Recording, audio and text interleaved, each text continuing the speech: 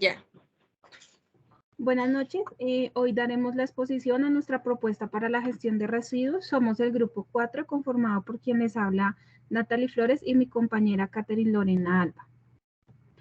La contextualización del campo laboral, nosotros escogimos Unimed Oral, que es una empresa privada que se dedica a la prestación de servicios de salud especiales, como tratamientos de odontología o audiología, que cuenta con la innovación de alta tecnología médica en otorrinolaringología. Se encuentra ubicada en la ciudad de Bogotá y tiene varias sedes. La sede principal es en la avenida Novena, número 11620.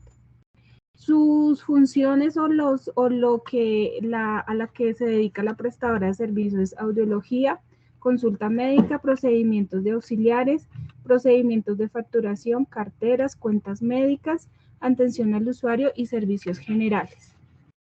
El diagnóstico que nosotros encontramos es que en las diferentes áreas, por los diversos procedimientos que se realizan en la jornada laboral, se generan varios desechos naturales que mantienen microorganismos. Por lo tanto, lo que queremos es que no haya, ya que estos microorganismos son altamente contagiosos y pueden contagiar tanto al personal como a los pacientes. Es por eso que debemos implementar la gestión de residuos y así dar el tratamiento y la disposición final, evitando posibles contagios para el personal y todo el que ingrese a la IPS. Los objetivos que nosotros tenemos es establecer las medidas de prevención socializando al personal en los procesos y procedimientos de uso de residuos con el fin de que reconozcan y apliquen y se constituya una práctica permanente en la herramienta contra la prevención del contagio. Otro objetivo que tenemos es proteger la salud de los empleados y la integridad de todo el personal mediante capacitaciones referentes a los procesos, clasificación y manejos de residuos, dándole el mejor manejo a los mismos y cumpliendo con la legislación existente de normas de bioseguridad y salud y seguridad en el trabajo. El otro objetivo que tenemos es crear una organización de seguridad responsable, consciente a través de la prevención, el autocuidado y la autogestión de sus procesos, lo que nos conlleva un cambio gradual en las actitudes del comportamiento y las prácticas en seguridad, garantizando una integridad física, mental y psicosocial de los trabajadores. La metodología que nosotros vamos a implementar para la gestión de los residuos es identificar los tipos de residuos que se presentan en la IPS para implementar las fases de la cadena de recolección, acopio, transporte y entrega, así no ocasionar contaminación al medio ambiente y a los trabajadores. Determinar cuál es el área de la IPS que es la que genera más residuos y así poder tener más control de los mismos. Contar con el personal adecuado y el personal capacitado para la manipulación, el manejo y el almacenamiento de los residuos.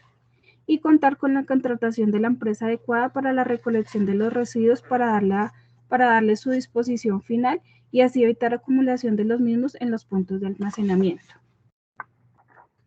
El hacer de nosotros, que es describir la implementación de la propuesta. Lo que nosotros queremos hacer es un proceso de lleno de recipientes en los que se ordenan los desechos mientras que son generados.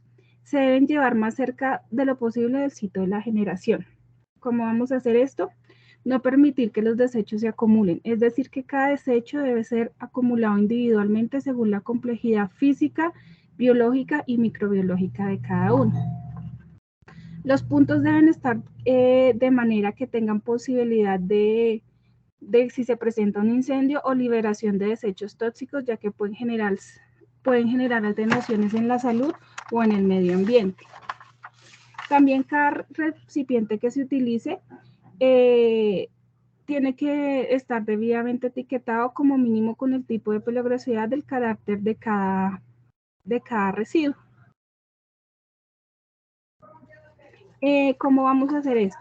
Identificar la clasificación de los residuos generados con base a lo indicado. La clasificación de los residuos peligrosos, biológicos e infecciosos deberá realizarse de la siguiente manera.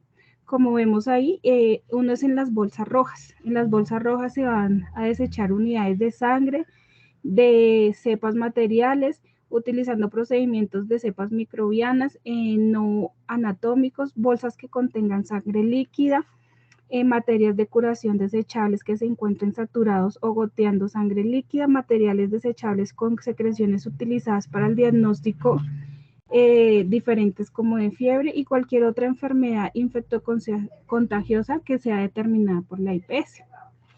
En las bolsas amarillas, todo lo que tenga que ver con agentes patológicos, partes de tejidos u órganos quirúrgicos que son para estudios, excepción de la materia fecal y la orina. Y en los contenedores cortopunzantes se van a introducir como son las navajas, las lancetas, las agujas de sutura, agujas de jeringa sin tapar, catéter, rastrillos de navaja, tubos capilares, pipetas de vidrio que se encuentren contaminadas y tubos de vidrio con sangre. La norma se aplica para el manejo de residuos peligrosos, biológicos e infecciosos. Establece que los insumos para los empleados y su envasado deben cumplir con la serie de características que se permitan para su identificación. Un envasado seguro y que al momento de su tratamiento por medio fisioquímico, la generación de los contaminantes sea lo más posible baja para generar algún riesgo con quienes lo manipulan o están cerca de ellos. Bueno, el almacenamiento de los desechos. Aquí, ¿cómo lo vamos a hacer? Entonces, todos los embalajes y envases deben estar limpios, libres de materiales ajenos a los que se van a introducir. Los materiales de embalaje o envase deben estar apropiados para la naturaleza. Y en el embalaje debe ser en un espacio que debe estar limpio, seco y bien ventilado. Ya en adelante sigue mi compañera Catherine dando la siguiente explicación.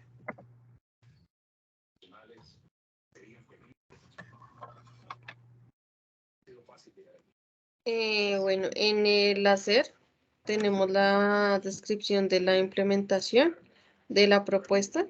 Entonces tenemos la disposición final de los desechos.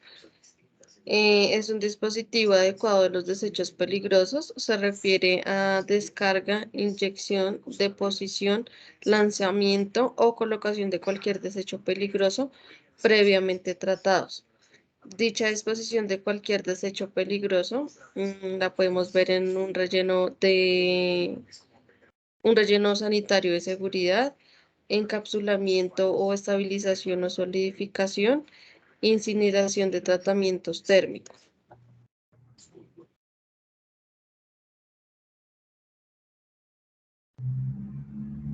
En el verificar tenemos el seguimiento de la implementación de la propuesta, entonces tenemos operaciones de manipulación, clasificación, envasado, etiquetado, recogida, traslado y almacenamiento dentro del centro de trabajo. Verificar que la recolección de los residuos que sea 2 veces al día por el personal encargado, utilizando sus respectivos EPP adecuados para el manejo de los mismos. Mantener en orden y aseo el lugar destinado para el almacenamiento de los residuos. Verificar el etiquetado de los contenedores de los residuos peligrosos.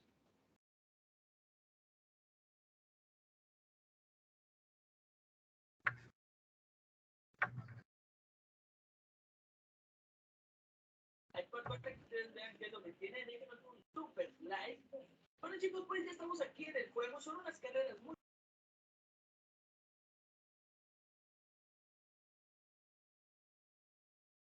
Comenzamos con la carrera, chicos. En el actuar tendremos la descripción de la forma en la que se evidenciará la reducción, la reutilización y el reciclaje de residuos.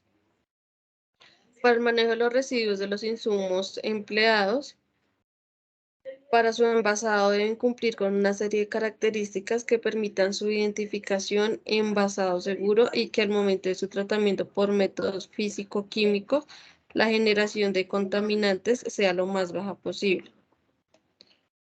La separación y envasado de los residuos generados se deberán separar y envasar los residuos peligrosos, biológicos, infecciosos, generados de acuerdo a sus características físicas y biológico-infecciosas en los insumos establecidos en el cuadro siguiente, de acuerdo a lo indicado por la normatividad aplicable, estableciendo bolsa roja o amarilla con logotipo de riesgo biológico infeccioso y contenedores herméticos para el envasado de residuos líquidos, así como contenedores rígidos para el envasado de los residuos punzocortantes.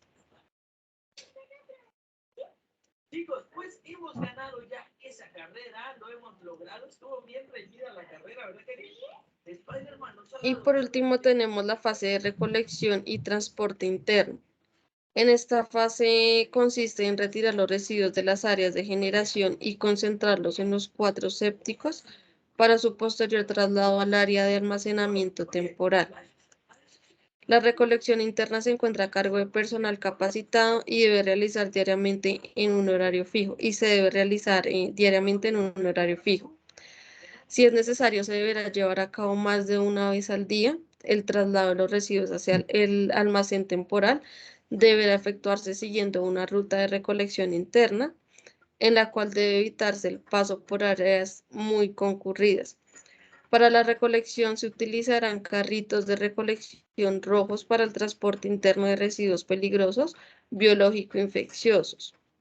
El personal que realiza la recolección interna de los residuos peligrosos, biológico-infecciosos, deberá contar con el equipo mínimo de protección, el cual consiste en uniforme completo. Entre el uniforme está un overol, una gorra y botas industriales. Cubrebocas, guantes de látex, goles en caso de manejar residuos líquidos, guantes de carnaza sobre el personal encargado del traslado interno. Las precauciones que el personal encargado de la recolección y traslado interno deben considerar son: no manipular el contenido de los envases, no abrir los recipientes rígidos, herméticos o punzocortantes, no compactar los residuos. La forma de cargar las bolsas con residuos debe ser tal que evite tener contacto directo con el cuerpo del personal que realiza la recolección y no desviarse de la ruta de recolección de residuos establecida. Y ya con esto finalizaríamos la propuesta de residuos. Gracias.